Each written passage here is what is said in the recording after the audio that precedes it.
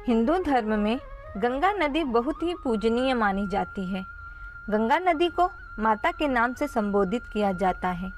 गंगा नदी को मोक्षदायिनी कहा जाता है।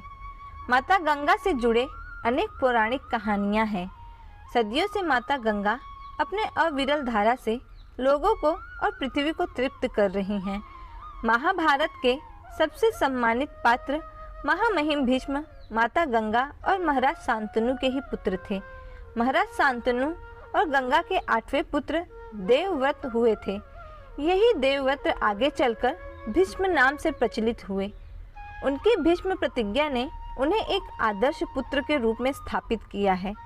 महाभारत के आदि पर्व के अनुसार राजा दुष्यंत और शकुंतला के गंधर्व विवाह से भरत जी का जन्म हुआ। यह वही भरत हैं जिनके नाम पर अपने देश का नाम भारतवर्ष पड़ा। भरत एक महान प्रतापी राजा थे तथा अपने प्रजा की सेवा बड़े ईमानदारी पूर्वक करते थे। भरत के 5 पुत्र थे, लेकिन उनमें से किसी में भी राजा बनने के गुण नहीं थे। इसलिए भरत जी ने बृहस्पति के पुत्र विरथ को अपना उत्तराधिकारी बनाया। इन्हीं विरथ की 14वीं पीढ़ी में शांतनु का जन्म हुआ। शांतनु का जन्म भी एक श्राप की वजह से हुआ था। महाराज शांतनु कौरवों और पांडवों के परदादा थे।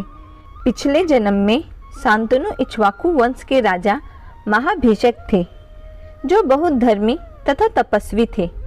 अपने कठिन तपस्या और धार्मिक आचरणों के चलते वह ब्रह्मलोक में गए।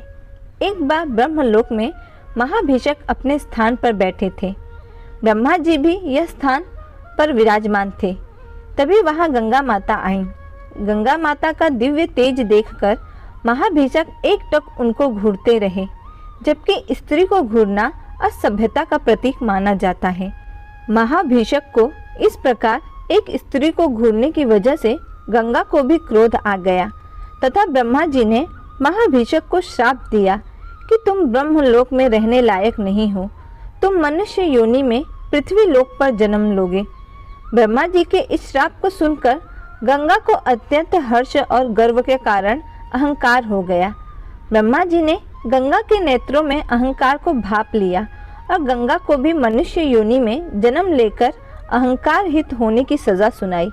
यही महाभिषक पृथ्वी लोक पर कुरु वंश में शांतनु के रूप में जन्म लिया। एक बार शांतनु के पिताजी महाराजा प्रताप गंगा तट पर तपस्या कर रहे थे। महाराजा प्रताप के मुखमंडल और तेज को देखकर गंगा उन पर मोहित हो गई तथा उन्होंने अपना जल स्तर बढ़ा दिया और महाराजा प्रताप के दाहिने पैर को स्पर्श करते हुए स्त्री रूप में प्रकट हुई और महाराजा प्रताप से विवाह का निवेदन किया। महाराजा प्रताप ने कहा, हे गंगे, धर्म पत्नी तो वाम मांगी होती है, तुम तो दाहिने पैर पर विराजमान हो, वह तो पुत्र वधू का स्थान होता है। महाराज प्रताप के मुख से इस प्रकार का वचन सुनकर गंगा वहां से अंतर ध्यान हो गई। कुछ समय पश्चात महाराज प्रताप के एक पुत्र हुए, जिनका नाम पड़ा शांतनु। एक बार शांतनु गंगा नदी के किनारे शिकार खेलने गए। शिकार का पीछा करते करते उनको बहुत जोर से प्यास लगी। वो जैसे ही गंगा तट पर अपना प्यास बुझाने गए कि वहां एक अति सुंदर स्त्री को खड़ा पाया। वह स्त्री देवलोक की जान पड़ती थी। वह स्त्री कोई और नहीं, गंगा ही थी। महाराज शांतनु सुंदर स्त्री देखकर मोहित हो गए थे। महाराज शांतनु ने उनसे विवाह करने का अनुरोध किया। गंगा ने भी हामी भर दी, लेकिन उन्होंने शांतनु के सामने एक शर्त रखी कि जब तक आप वह शर्त मानेंगे तभी तक मैं आपके पास रहूंगी। जिस दिन शर्त टूट गया उस दिन मैं हमेशा के लिए आपको छोड़कर चली जाऊंगी। गंगा ने यह शर्त रखी कि महाराज शांतनु कभी कोई प्रश्न नहीं करेंगे, चाहे गंगा कुछ भी क्यों ना करे। महाराज शांतनु ने खुशी खुशी गंगा के इस शर्त को मान लिया तथा जीवन भर कोई प्रश्न नहीं पूछने का वचन दिया। उसके बाद महाराज शांतनु और गंगा का विवाह हो गया। दोनों खुशी खुशी सुखपूर्वक जीवन साथ साथ बिताने लगे। महाराज शांतनु कभी कोई प्रश्न गंगा माता से नहीं करते और माता गंगा भी सदैव महाराज शांतनु के साथ रहने लगी। समय बीतता गया। समय के साथ महाराज शांतनु और माता गंगा को प्रथम पुत्र रत्न की प्राप्ति हुई। महाराज शांतनु बहुत खुश हुए। उनका उत्तराधिकारी ने जन्म लिया था, लेकिन महाराज शांतनु का यह खुशी ज़्यादा समय तक नहीं रहा। उन्होंने देखा कि गंगा ने पहले पुत्र को नदी में प्रवाह कर दिया। चूँकि महाराज शांतनु गंगा से कभी भी प्रश्न न करने का वचन दिया था, इसलिए उन्होंने गंगा से विलग होने के मोह में कुछ नहीं कहा और अपना सारा दुख सह गए। ऐसे ही 7 साल बीत गए। इन 7 सालों में गंगा और शांतनु से 7 संतान उत्पन्न हुई। 7 पुत्रों को गंगा ने अपने ही हाथों नदी में बहा दिया। शांतनु महाराज अपने पुत्र को उसकी माता द्वारा इस प्रकार से नदी में बहा देना अत्यंत कष्टकारक होने लगा। उनके लिए गंगा का यह कर्म असहनीय हो गया।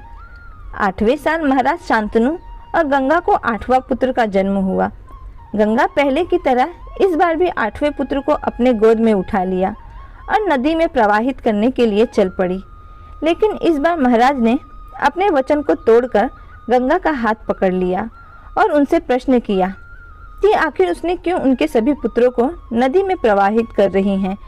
महाराज को अपना वचन तोड़ के प्रश्न करते हुए देखकर गंगा ने 8वें पुत्र को नदी में प्रवाहित नहीं किया तथा शांतनु से बोली, महाराज आपने अपना वचन तोड़ा, मुझे भी अपने वचन अनुसार आपको छोड़कर जाना होगा।